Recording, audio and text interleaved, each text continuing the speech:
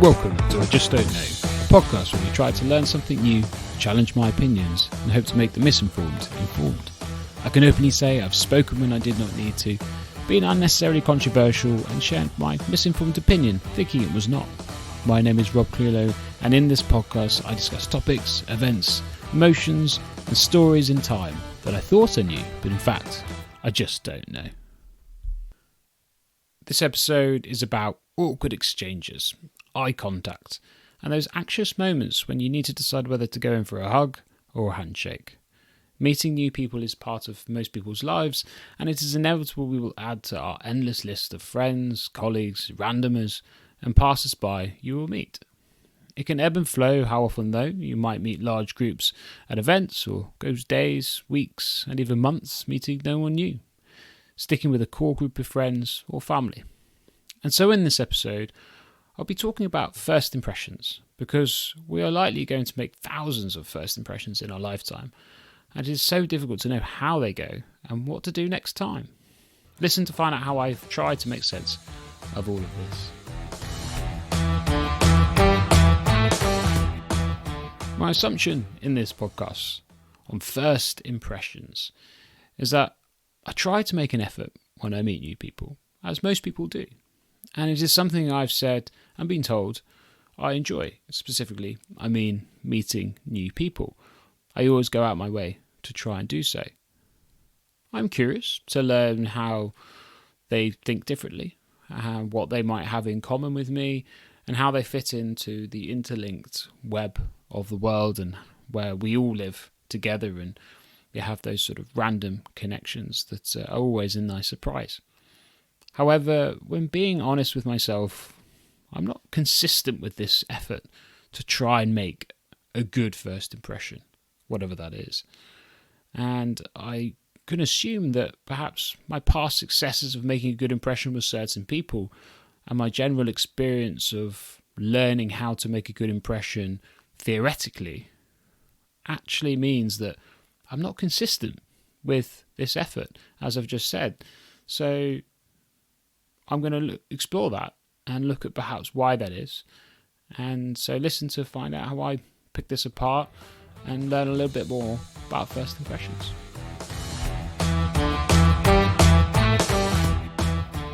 So what is a good first impression?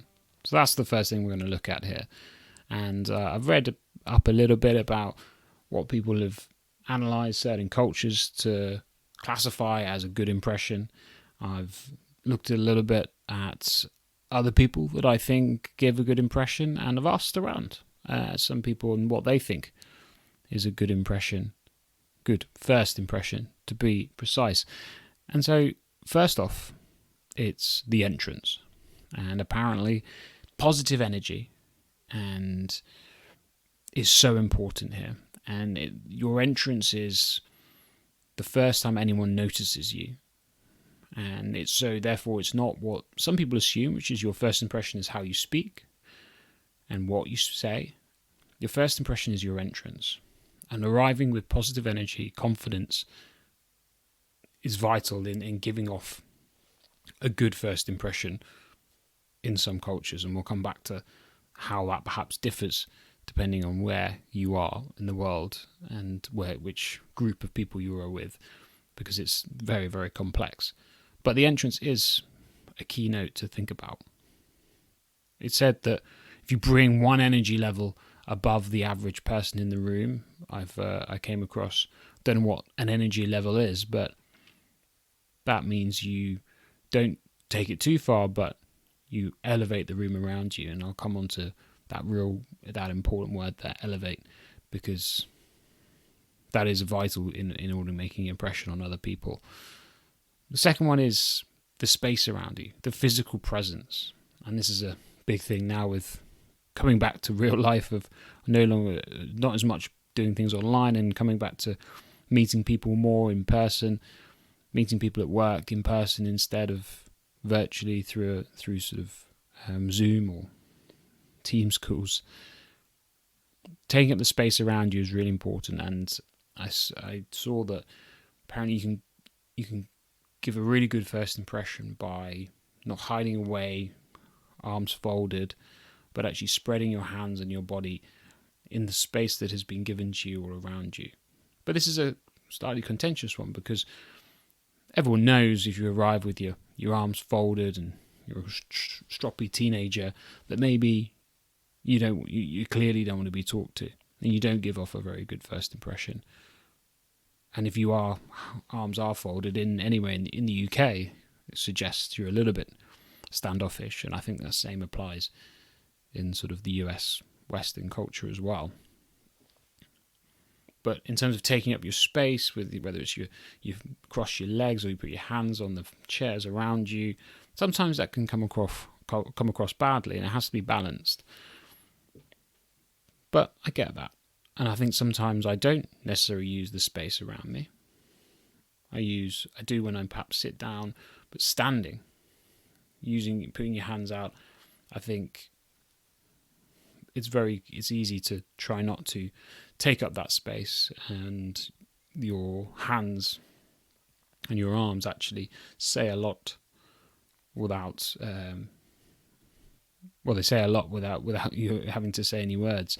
I think that always reminds me of sort of the Italian culture of using your hands to communicate is very emotional and dynamic, and I sometimes do that because of the Italian friends I had when I was growing up, and some people do pick up on that, and yes, it was quite funny. But first impressions, thirdly, is the contact when you first meet someone. It's advised that you lead with some sort of touch or contact, handshake, a hug, but actually don't actually wave, although that happens a lot more commonly than we wish. When you wave, it's just awkward and not the best first impression. Going in with a strong handshake, if you can, and a hug is recommended, but easier said than done nowadays with people's concerns about health, and it is a tricky one. So a fist bump is not too bad, although it still feels a bit weird at the times. But it's definitely the safer middle ground between a hug and a handshake. I don't know about you, what you think, but I definitely go for that if I have to. So the next part of giving off a good first impression apparently is the observational compliments, giving people compliments when you first meet them, but not to be fake, but being authentic. So if you actually notice something you like, say it. Don't think it, say it. If you can't find anything you like, then don't pretend, don't make it up. And I'll be honest, thinking about it, I've noted this one down when I first heard about it as a good thing to do over the years, and I think for a very long time now I always try to compliment people. I think sometimes I take some fun out of some people's what they're doing as well as like a sort of a joke, because I think that can go down well better in the UK with certain people. So that sort of counts as a compliment sometimes, if that makes sense. But I do equally try to compliment them as well. But I think at times I do sometimes fake it, I have to be honest, and that's really bad. But I think, being honest, I think that is definitely the case. I'm trying to meet this demand that of this aspect of giving off a first impression that I've been told about and learned and try to incorporate into my impressions. But in reality, it's very difficult to do. But to be authentic with when you like something, because sometimes you have a split second to make that decision. And but I think most of the time, majority of the time, I always try to find something I do like, and it can sometimes be difficult to deliver. But I think it's important to give people compliments. And I think in the last 4 to 5 years, I've definitely tried to give more compliments, because even if you don't want to hear them, I think just if you think it, say it. I think people deserve it. It might feel a bit awkward, but I think one thing I learned from my American friends is that to celebrate success, and if something's great, then shout about it. Don't bring it down. Definitely point it out and celebrate it for that person, because they must have worked very hard to achieve it. So then the next part of giving off a really good first impression, apparently, is that if you can't compliment people that you're meeting, compliment those that are close to you. So that could include people that are giving kind words to your sort of family and friends, and speaking about them highly. Not bringing them down, but speaking about them highly. And this shows other people that you think, your perception of the people around you are amazing, and that you are surrounded by amazing people. And therefore, if you want, it makes people think, well, if this person's surrounded by amazing people, then I want to be one of those people. Or clearly there's something going on that's right. This view, in my view, is interesting. I'm not sure if people instantly think that if you compliment people, but I think speaking badly about people definitely has a negative effect. Speaking positively can sometimes mean not actually mean much. I think if you don't know the person, it's quite tricky to sort of understand the compliments because you've never met them. But I think if you know of them, it helps. I think the typical one is, let's say you're on a date and someone speaks highly of their parents or their family or their close friends. That's generally a positive. If you're meeting someone for the first time in a date situation, if they speak badly and hate their family, then while that can be, maybe that's their opinion and there's two sides of every story, it's definitely a bit of a red flag if you're meeting someone for the first time. So, and then linked into that is all about center of attention and your accomplishments. By putting others on a pedestal and highlighting their sort of accomplishments, that is really important for trying to take away and show that you're humble. I think this is the one that is actually really difficult to do, because when you're giving a first impression, part of you is like wants to show off what you have best to offer. I think that's some people's instincts and many people's thoughts of what a good first impression is. It certainly was for me. But I think actually showing off other people's accomplishments and why they're great and saying how amazing they are does actually give off a first impression that you don't realise. Linked with that, about sort of thinking about others, is being an active and encouraging listener. And I've talked about this in the past. It's easier said than done. But it's the simple stuff, smiling and eye contact. I think going back to my assumption of, do I put the effort in every time when I give a first impression? I don't think I do. And this is one that I can do the eye contact, generally, smiling. I try to do, but is it real? Is it authentic? Well, I think it's difficult because your own mood and what's ever happening in the moment before you've met this person for the first time, you're giving this first impression. It can affect you, and it's difficult to smile and give that eye contact authentically if you're not in the mood. And sometimes you don't plan first impressions, but I think there's definitely people out there who are just naturals, and instinctively they're so fascinated by other people, they can put everything behind them, they can put it to one side and they can smile and give that eye contact. And I think if you think about how often you meet someone, or you know someone who doesn't smile and doesn't give eye contact, it's different for everyone, I think. And for some people it comes easier than others. I know eye contact for some people is really difficult. I know I struggle with it sometimes, especially when I'm having sort of quite like a intense conversation and that person is very good on their eye contact. I think staring into each other's eyes is a bit much. I think that's something you do to someone you're very, very close with. But then that's my view. I think staring in each other's eyes when you're having a conversation is just a bit strange, really. I think little bits or not too much. So I think it's striking a balance. But eye contact is important for sure. I think another part of listening, or being an encouraging listener, which I've heard of active listening and proactive listening, but being encouraging is an interesting way to look at it. And this is something that I'm trying to incorporate more in, but this is calling out someone when they've made a really good point or they've asked a really good question. And you can mirror them and repeat part of the question, what they've said, and highlighting which is good. But rather than just acknowledging, oh, that's a really good point, or I agree, highlighting that why it's a good point is actually more important. I think I've definitely done that. I've highlighted, oh, that's a really good point, but I've not said why. And it's not authentic until you say why. You've given that sort of small short sentence to say, oh, that's a really good point because you've made me feel this, or you've made me think of this, or that's a good question because you've really picked on a good link there. And then the last bit is just, I think this is very much a sort of a showbiz American thing, but arguably I do get it, is lowering your filter and laughing easily. So you are able to just make people feel like they're funnier than, and they are saying the right things when they're giving their first impression as well. And I think this is, again, linked to the sort of smiling and the eye contact. It depends on your mood and how your moods affect your presence and your current sort of actions.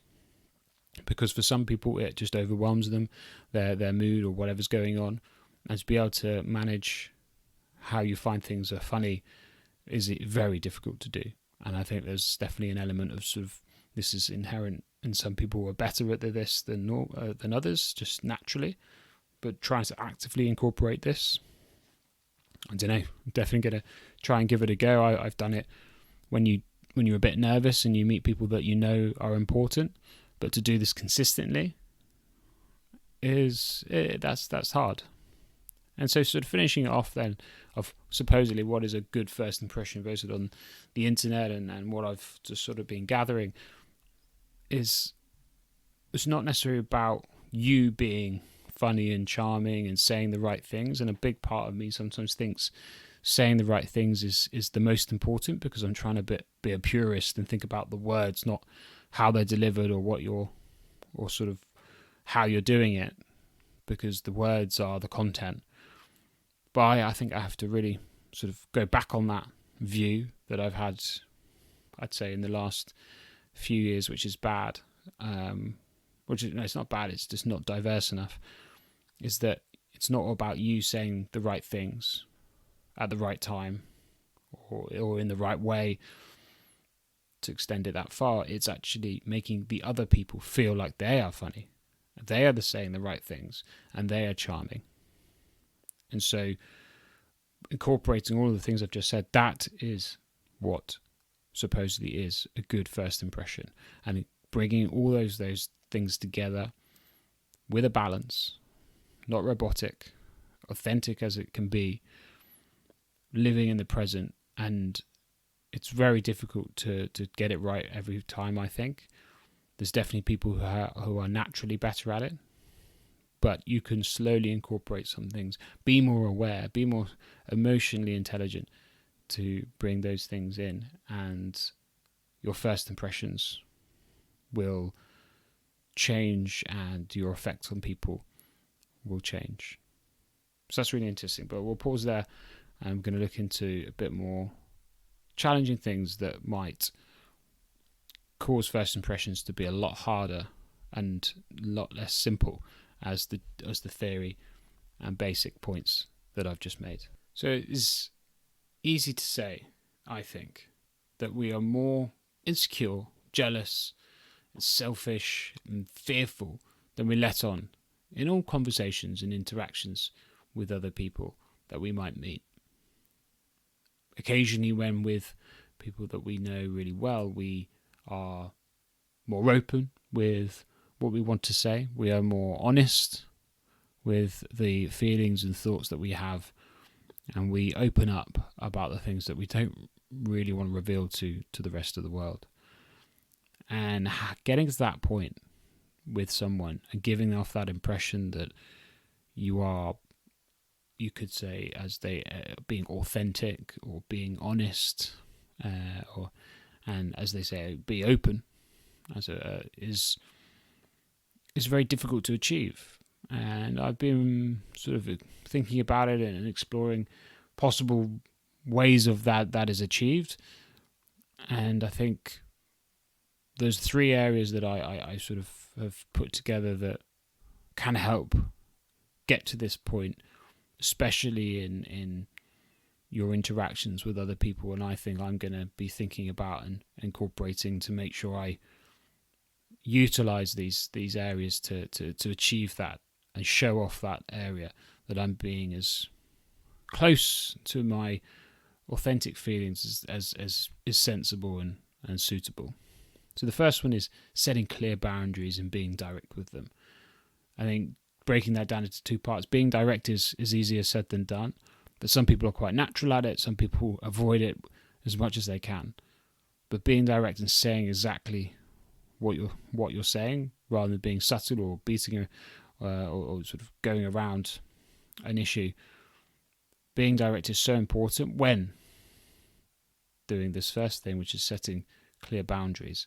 And that could be when something you believe or just think is a principle that you should hold to. I think this is where it gets a little bit controversial and difficult, is that what is a clear boundary? I think everyone has to be willing to slightly compromise, or there's always a grey area or blurred line with everything. So there isn't necessarily a clear boundary where you need to be direct, arguably. But if you do have a boundary where maybe it's you don't think it's appropriate to do something when it's in a customer service, you don't think it's appropriate to shout at a waiter, well, saying that to a person, being very clear, that is not appropriate, let's not do that anymore. Or when we're here for the rest of this dinner, we're not doing that, we're not going to treat that person like that. That's being direct.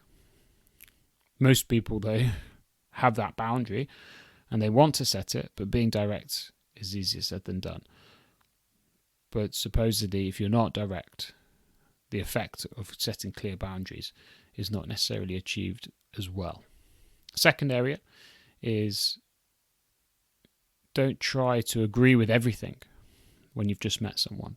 If they have a belief or principles that you don't agree with, don't go along with it, but also don't argue with them. And this is where I think to myself, I can come across as argumentative, but in reality, I'm just giving a different view. And this is a really difficult thing to manage. And I'm definitely thinking about how I can improve that, because the effect you want here is you want to be able to agree to disagree, and being transparent that you have your view and they have theirs. And falling into playing devil's advocate or creating a debate or causing people to react to what you're saying is so difficult to avoid, I think, because sometimes you can be provocative when you lay out the opposing argument. And I think naturally I can sometimes come across that way. I'm being provocative in the way I'm saying it. Maybe it's because I do think very carefully about what I say, but maybe it's the delivery I'm being provocative. I don't know. Maybe I'm not being provocative at all, and it's just the point I make is judgmental. It's not just the opposing view; it's the critical view. So, again, to achieve that effect of being open and giving off that good first impression of being authentic, you do need to be transparent and not argue with them, but being able to get to that point where you agree to disagree, because ultimately it builds trust and it shows that you might have different views on things, but you can exist next to each other. And that is something that humans and the world has been trying to do and only rarely achieves, I think. It's very difficult to do. But then again, I can argue with myself there. I think many people will actually achieve that because of we do live in harmony in many, many places around the world, when despite having different views. So it's a tricky one, what the balance is. I don't think it needs to be measured. And then the last one is fake it till you make it, as the saying goes, only applies to non-verbal communication. And I think this is where I've tripped up in the past many a times, I'll be honest. I think lots of people trip up on it, some people more so than others. Non-verbal communication, so body language, you can fake it till you make it. You can look like you know where you're going when you're marching into the distance, leading a group with your directions. But saying you know the town or the area like the back of your hand because you've been here before, or you study the maps for hours, but in reality you haven't. You don't know what you're doing. Verbal fake it till you make it is not okay in any circumstances. When you're trying to give off that first impression, being honest, saying you don't know something is so important here. But then my point here is that how much, if you sort of know a little bit about it to enough that you can fake it non-verbally, it's very difficult to say I don't know anything about it verbally, because you don't know how much you do know. You only know what you know. So you might think you know it, but it takes someone else to tell you that you don't know it. And it's a very difficult one. But I think being honest with yourself how much you know about something is linked to your confidence. But overall, it's a careful balancing act, isn't it? Again. But then, so moving on then to another sort of first impression idea or view that I have been given is being awkward and sarcastic is often a go-to. But why do we do that? Why do we sometimes be sarcastic and sort of weird and awkward in our first impressions? Or some people do, like sort of aloof and standoffish. Or we trying to look cool?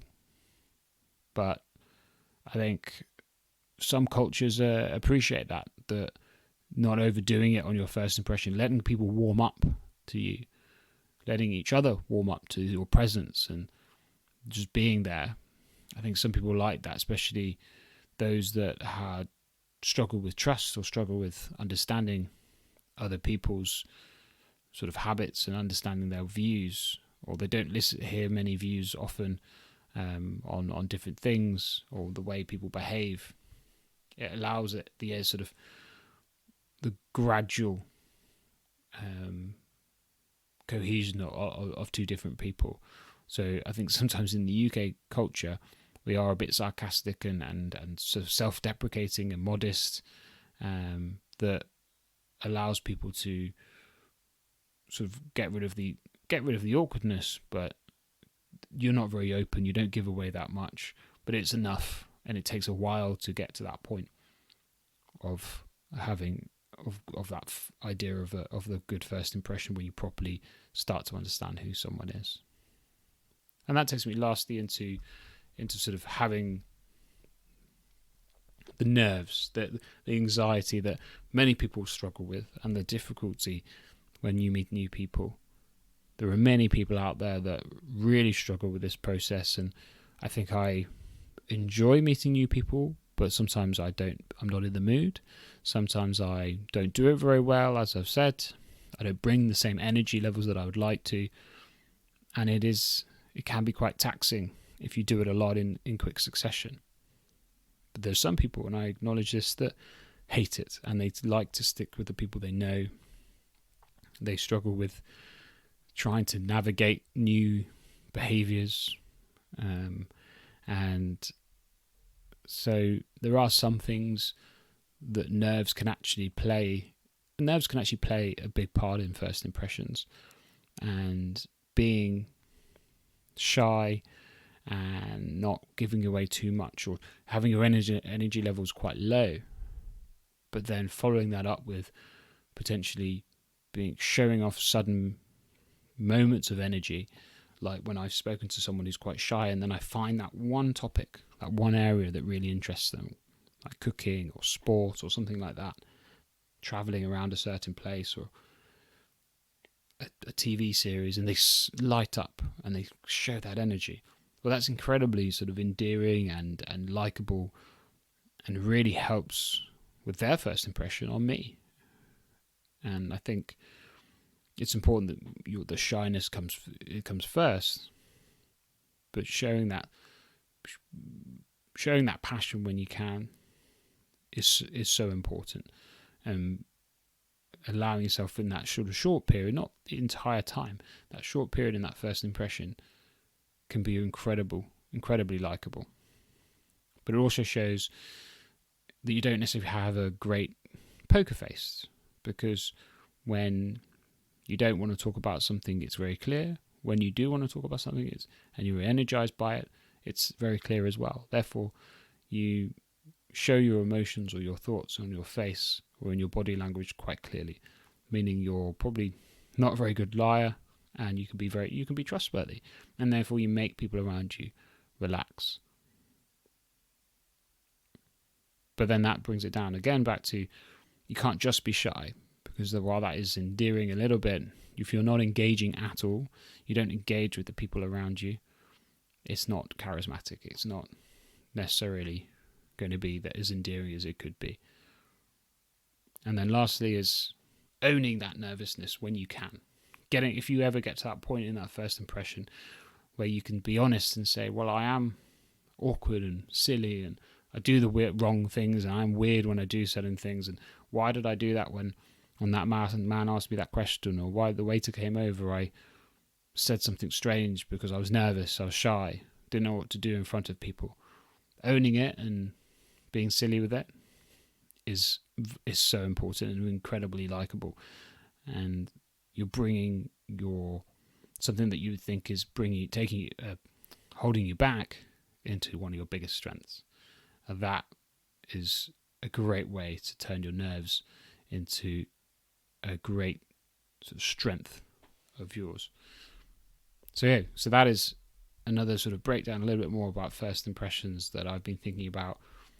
Not sure how you can relate to this. Hopefully you can, and but going to pause there, and I'm going to finish off by looking a little bit more about myself, and how first impressions are challenging, but what I can do perhaps so I understand them a bit better. So for me, I think trying to understand how I'm perceived is incredibly difficult. There's times when I think I'm being perceived one way, but then I learn later on that I came across completely differently. And I think I was a bit more one-dimensional when I was younger, because situations didn't allow that sort of in-depth first impressions. Definitely, I found though is that what people think, or what I think of what people think of me, is not what I thought. And the only things that have been consistent since I remember being an instructor, I was probably 15, 16 years old. I was looking after with sort of some adult instructors, teaching sort of 15 to 20 sort of teenagers, and I was in charge of them, looking after them, giving them advice and making sure they're comfortable and knowing what they're doing. I think they're away from home, or were on sort of an army camp sort of thing. Is that one thing they have always said, and it's been the same for a long time, is that I'm sort of always looking cool, sort of a cool character, that nothing sort of phases me. I stay calm, and this is a good strength. It's helped me in very intense situations. It's keeping that calmness, showing others that it's important to stay calm in that moment. Whether that matches up with my sort of feelings and what I think about what's going on, well, that's a different thing. I think most of the time it does. I generally am not easily fazed by things, but there's times when you don't really know what you're doing, or you are sort of going along with things. But if everyone thinks, oh, you're very cool and calm, but you're actually trying to be very energetic and spontaneous, but they said, oh yeah, you're still very cool and calm, you're just like, what? How's that happened? So the only thing that has been consistent is that sometimes when I think I'm giving off one impression, I can still end up looking like I'm just playing it cool and relaxed and quite laid back and not that fazed by sort of intense things. So showing enthusiasm, I have to overdo it. The tone of my voice, if I want to sound like I'm really excited by something, I have to overdo it.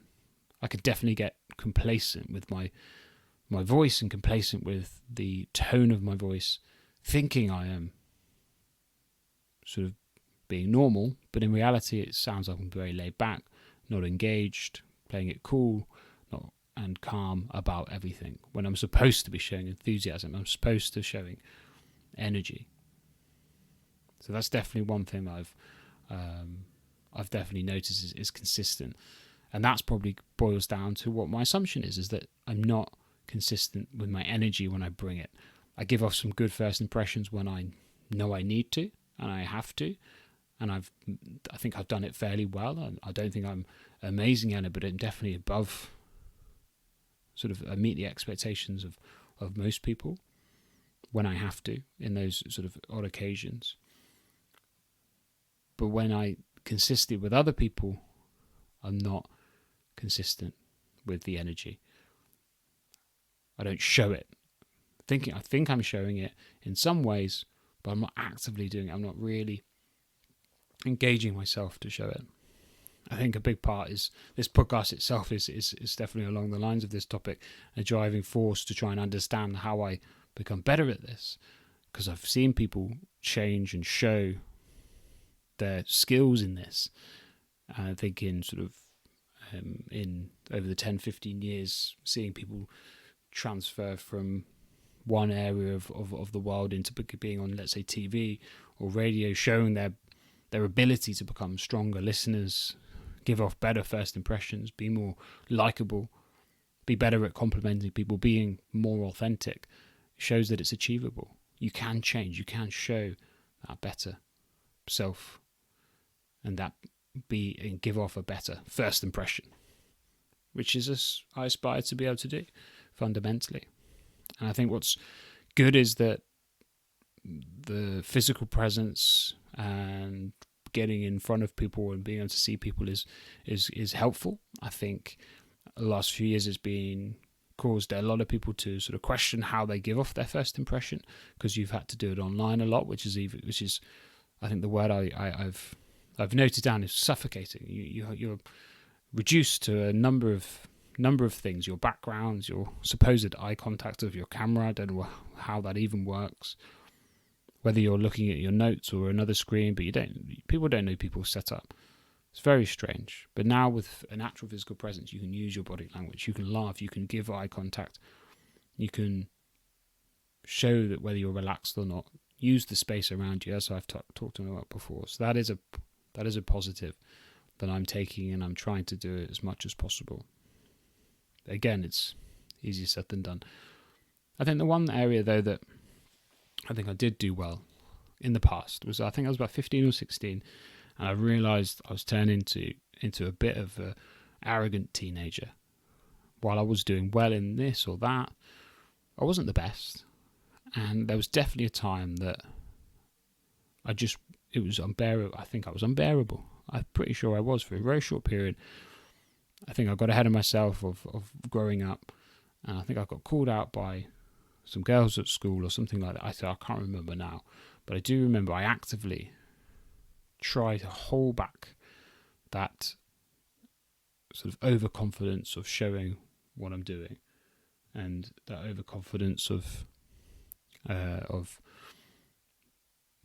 pretending I know what I'm doing. And while it is helpful in many times, being sort of confident and knowing what you're doing, being arrogant is like my biggest fear. And because when I see it, I hate it. But then I also see and understand why it is a weapon for so many other people. And it's going to be a continuous battle that's never going to end. But I think, and I'm confident and happy with this, that I have a bit more control over. So that's really good. And I think if you struggle with this, or you find yourself being you're a high achiever, or you've done really well in something and you're struggling to communicate it, it's not easy. It's not something that can just be sorted straight away. It's an ongoing thing. How do you balance confidence with arrogance? And I encourage anyone to try and understand it and master that as much as they can, because it's something that I think goes on for most of your life.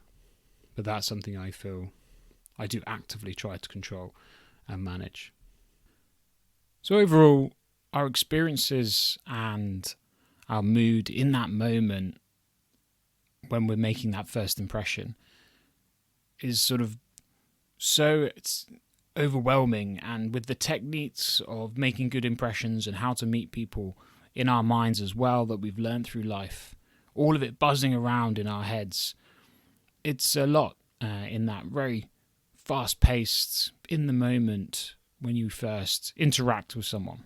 And the balancing act of authenticity and managing those different thoughts in your head, as well as trying to pay attention to the person you're meeting and the impression you're making, is incredibly challenging.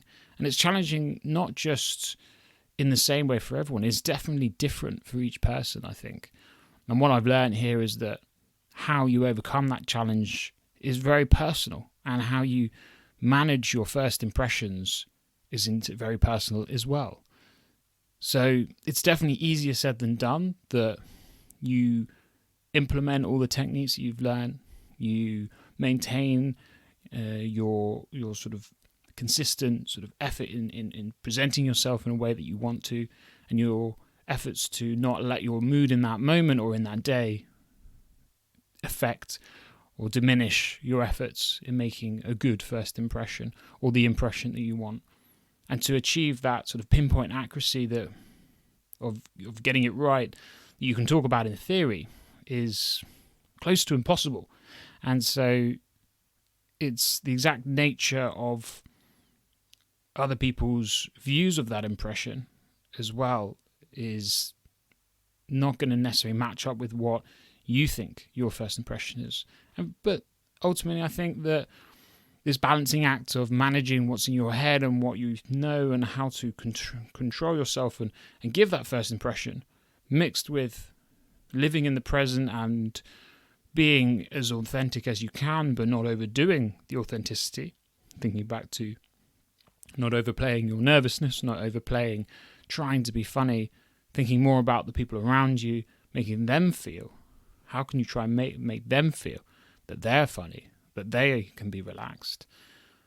It's that balancing act that you can't get it right. You can't just apply a theory or apply sort of 5 simple rules in order to make a good impression. I think this balancing act is a continuous step, a continuous process that you must apply every time.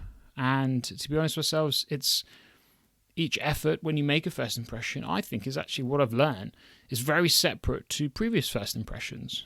And while you have to trust yourself and have the self-confidence that you're going to give off a good impression like you did before in the past, confidence is a different thing, I think. You do have to start again every time. And I can see why that is perhaps exhausting for some. But if you do think about, okay, this is another first impression, this is something that is important to how I come across, while you might not know much about the person because you're meeting them for the first time, you don't know where that relationship might go, what that interaction, that connection might be. So while it is hard, and what I've learned here is it's definitely difficult to getting it right every time, and because it's so repetitive but with little to go on each time, you have to start again. You have to think about how you're presenting yourself in that first impression.